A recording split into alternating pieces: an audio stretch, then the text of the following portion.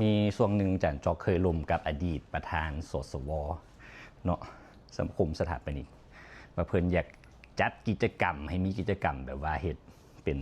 คล้ายๆเป็นโครงการสถาปนิกอาสาโครงการสถาปนิกอาสานี่เฮ็ดอย่างแน่กะเฮาลงช่วยเหลือชุมชนอาจจะเป็นการไปออกแบบอันใดอันหนึ่งออกแบบปรับปรุงโรงเรียนบอกประมาณนี้ออกแบบปรับปรุงบอนสถานที่ที่เกี่ยวกับเฮ็ดได้ส่งเสริมชุมชนค้าขายอย่างประมาณนี้เนาะเป็นโครงการที่ว่าช่วยเหลือสังคมว่าซั่นซะต้านภัยหนาวต้านภัยน้ำท่วมอย่างประมาณนี้ผู้ใดสนใจร่วมกับจานจอกบ่ทุกคนสนใจเดี๋ยวเฮาล้มกันเบิ่งเนาะเฮาสร้างกลุ่มให้จังได๋ให้ประเทศเฮาพัฒนาเฮ็ดจังได๋ให้วงการเฮาเจริญแล้วก็มีสถาปัตยกรรมที่งามๆเนาะตรงโครงการนี้ก็เฮามาช่วยกันบ่ได้เสียค่าใช้จ่ายหยังแต่ว่าอาจจะลองเบิ่งว่าเฮาช่วยหยังสังคมได้แน่นะว่าจะเป็นการออกแบบการก่อสร้างการไปช่วย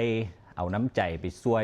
เหลือแรงงานอย่างก็ได้ประมาณนั้นเดี๋ยวเฮามาลองล้มกันเบิ่งเนาะซึ่งจันจอกก็กำลังจะ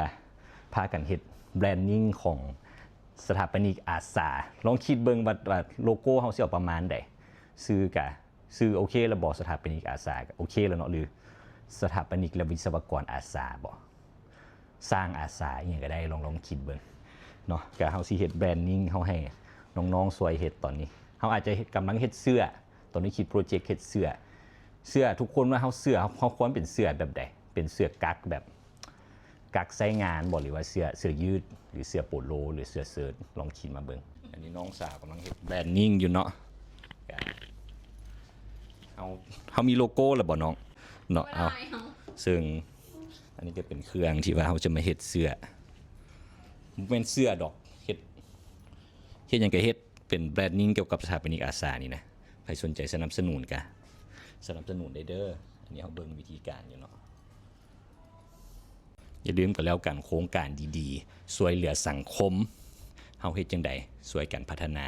บ้านเมืองเฮาให้เจริญรุ่งเรืองและเหลืองเลื่อม